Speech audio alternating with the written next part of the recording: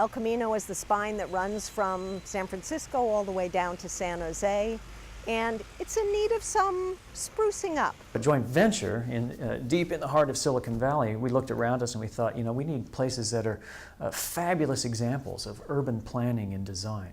And we saw El Camino as a huge opportunity for it. So we started working on the problem, doing studies and white papers, pulled together a couple of grants, and that was all very encouraging.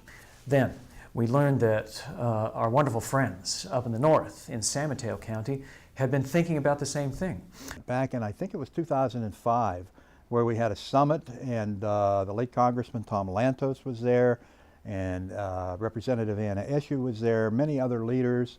Russ Hancock, my co-chair now, was one of our speakers at that summit, and Russ and I got talking. There was an effort going on in Santa Clara County and our effort here in San Mateo County. And we said, why don't we marry these two? Why don't we do something really historic, which is a two-county partnership looking at over 40 miles of asset and see if we can make this a unified initiative. What we have is really what was called a coalition of the willing.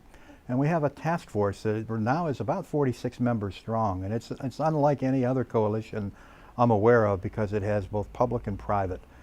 It has 2 counties, it has 19 cities, it has representatives from business and developers, it's got labor, it's got environmentalists, it's got quite a collection of individuals who otherwise wouldn't meet.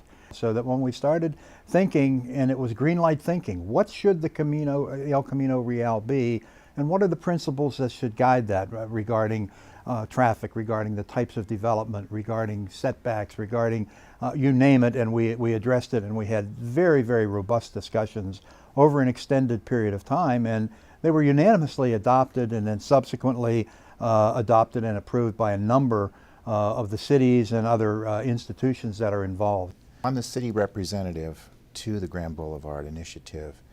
We're the task force group, and we've been meeting for several years now, looking at long-term goals for the Grand Boulevard for the full length from Santa Clara all the way up to Daly City.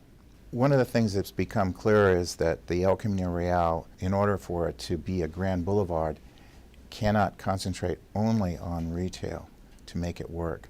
We can't have 50 miles of continuous retail strip mall from San Jose to San Francisco.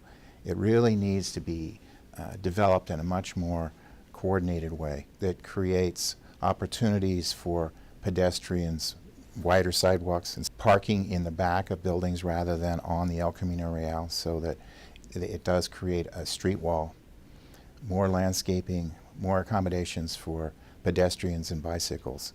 These are all things we have in common.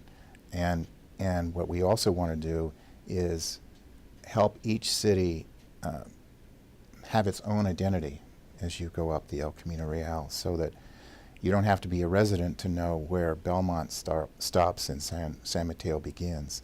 That there is a definition, an identity as you go along the El Camino Real. Each portion has its own character, but there is a unification in certain standards that we have. Why would the San Mateo County Transit District be involved, or the Valley Transportation Authority?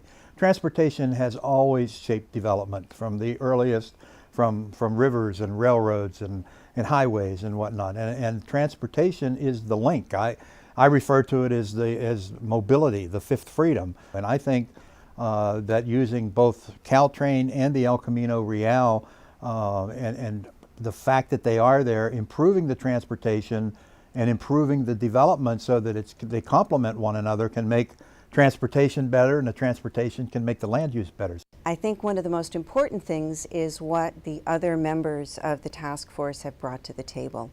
And so almost every city along the corridor has developed and adopted plans that address how the corridor will evolve in their city. We have been able to secure funding from the federal government, from Caltrans, MTC, and ABAG.